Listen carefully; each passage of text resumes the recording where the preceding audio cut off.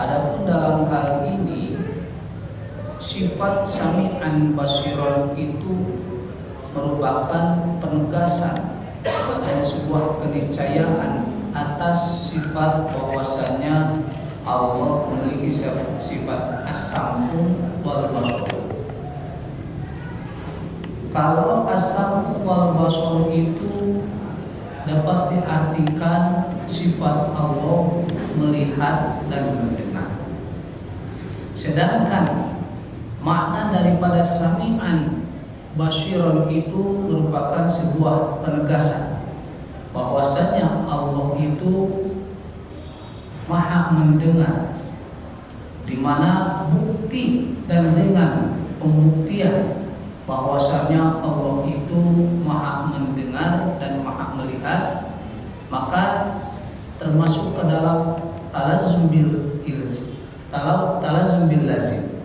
Artinya mendengarnya Allah dan melihatnya Allah itu adalah sebuah keniscayaan.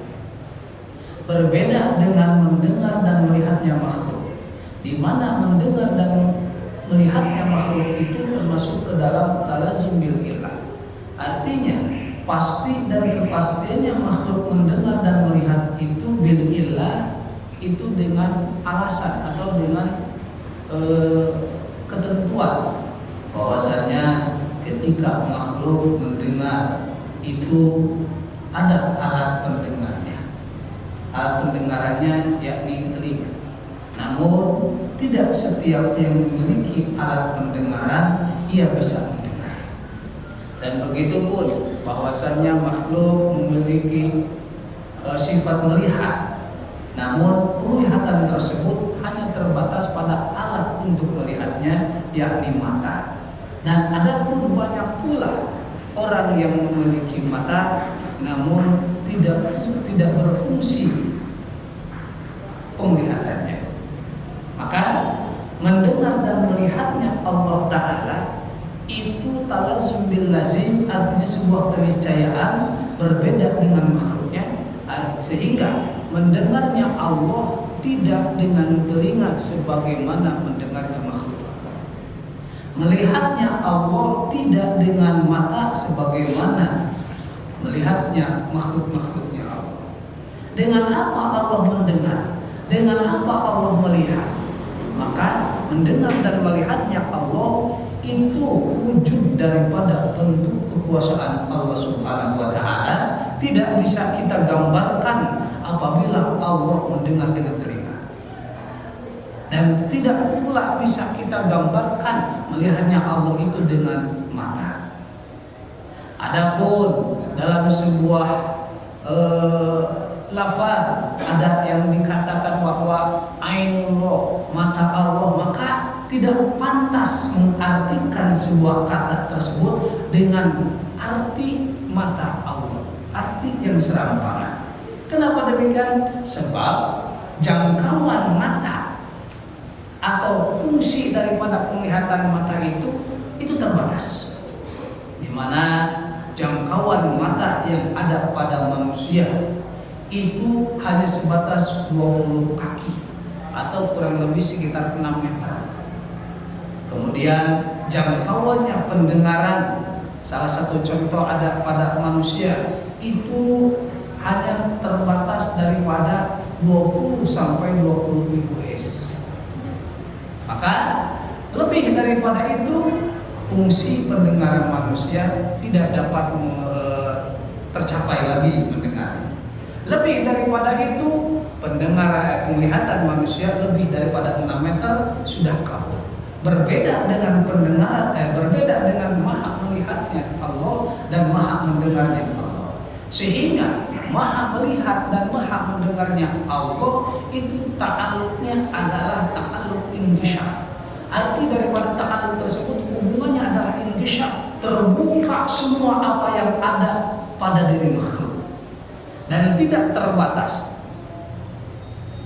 Mendengarnya Allah berbeda dengan mendengarnya manusia, di mana terbatas pendengaran manusia. Adapun mendengarnya Allah inqisyaf, terbuka. Sekalipun apa yang dibisikkan dalam hati atau dada manusia, Allah Maha tahu dan Maha mendengar apa yang dibisikkan oleh dadanya manusia.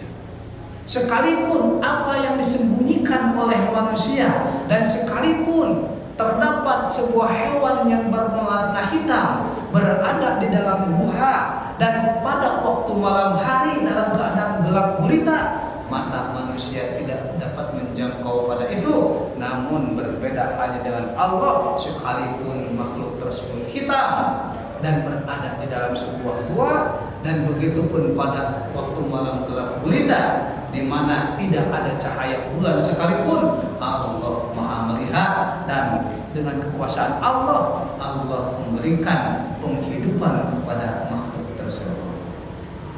Dan sekalipun ada sebuah makhluk yang berada pada makhluk Allah yang lainnya, contoh halnya adalah adanya bakteri atau adanya kuman pada tubuh manusia, dan kuman tersebut berada di dalam tubuh manusia, Allah Maha melihat. Berbeda dengan manusia, berbeda dengan makhluk.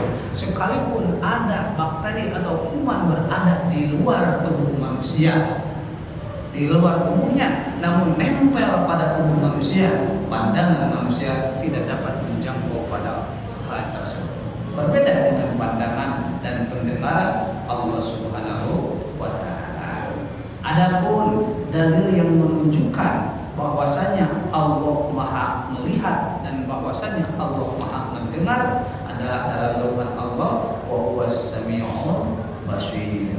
Wa huwa, dan